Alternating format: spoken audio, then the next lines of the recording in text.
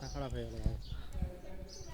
প্রচণ্ড গরম, এত গরমে মানে ব্লগ করতে থাকা, কন্টিনিউ করতে থাকা একটা বিশাল কষ্টকর ব্যাপার।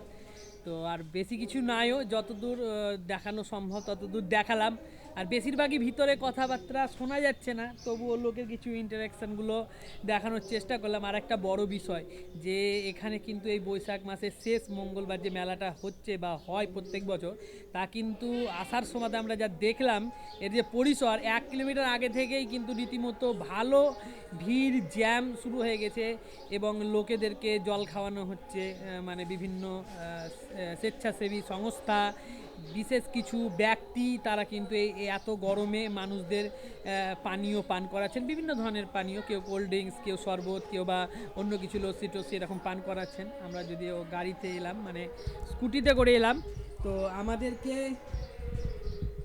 সেই অর্থে দাঁড়াতে হয়নি বা দাঁড় করায়নি, কিন্তু অন্যান্য গাড়িতে যারা আসে তাদের কিন্তু দাঁড় করাচ্ছে। এবং এখানে একটা বেশ মানে ক্রেজি ক্রেজি ভাব একটা রয়েছে এই পুরো এলাকা জুড়ে, এবং এই এলাকা জুড়ে একটা খুশির আমেজ তৈরি হয়েছে, যাকে কেন্দ্র করে মানুষেরাও কিন্তু উপার্জন করছে।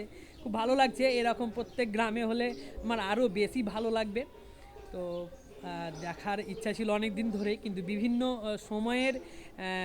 সময়ের মানে অভাবে আমি এখানে আসতে পারিনি।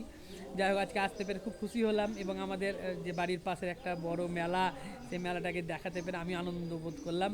তো আপনারা অবশ্যই আসবেন কিন্তু এই মা শীতলার মন্দিরে। আগেও মা শীতলার ব্লগে আমি দেখিয়েছি এর স্থান, লোকেশান কোথায়। আজকে তবু এর বিস্তারিত আমি লোকেশান, বাড়ি যাই, সুস্থ হই, তারপরে আপনাদের সঙ্গে আমি শেয়ার করে দিচ্ছি।